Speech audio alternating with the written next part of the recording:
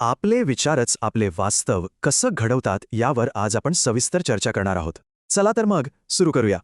पण कधी विचार केलाय का एखाद्याच्या आयुष्याची दिशा नक्की कोण आणि कसं ठरवत असतं? सोप्या भाषेत सांगायचं तर माणसाची खरी क्षमता त्याच्या वारंवार येणाऱ्या विचारांवरच पूर्णपणे अवलंबून असते. आपला मेंदू अगदी एखाद्या कम्प्युटरसारखंच काम करतो. त्याला जशा सूचना मिळतात तसाच तो स्वतःला प्रोग्राम करतो. निर्णय घेणारं चेतन मन आणि पडद्यामागे सतत काम करणारं शक्तिशाली अवचेतन मन यात खूप मोठा फरक आहे. आणि गंमत म्हणजे हे अवचेतन मन सतत गोष्टी ग्रहण करतं. वारंवार सांगितलेल्या गोष्टींना ते सत्य मानतं. प्रत्येकाच्या आत मुख्यत्वे दोन आवाज असतात. एक अपयशाची भीती दाखवणारा आणि दुसरा यशाची खात्री देणारा. आता या जुन्या सवयी बदलायच्या कशा, त्यासाठी या 3 अत्यंत प्रभावी पद्धतींचा वापर नक्की करता येईल. पहिली पद्धत म्हणजे अफर्मेशन.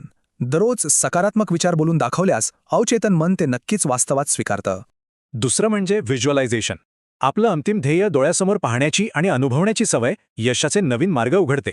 आणि तिसरं म्हणजे स्वतःशी संवाद. स्वतःवर टीका करणं थांबून प्रोत्साहन दिलं तर संपूर्ण दृष्टिकोनच सकारात्मक होतो. आपले विचार हे अगदी बीजांसारखे असतात. जसं बी पेरू तसंच भविष्यात अटळ वास्तवाचं पीक मिळणार. भीती म्हणजे प्रत्यक्षात काहीच नाही, तो फक्त आपल्या मनाने निर्माण केलेला एक मोठा भ्रम आहे. शांत बसून फक्त विचारांचं निरीक्षण केलं तर या काल्पनिक भीती नष्ट व्हायला खूप मोठी मदत होते. इतिहासात डोकावून पाहिलं तर या अफाट मानसिक सामर्थ्याचे आणि चिकाटीचे अनेक भक्कम पुरावे आपल्याला पाहायला मिळतात. उदाहरणार्थ महात्मा गांधी. केवळ मानसिक बळ आणि दृढ विश्वासावर त्यांनी एका महासत्तेला हादरवून सोडलं होतं. किंवा थॉमस एडिसन पहा.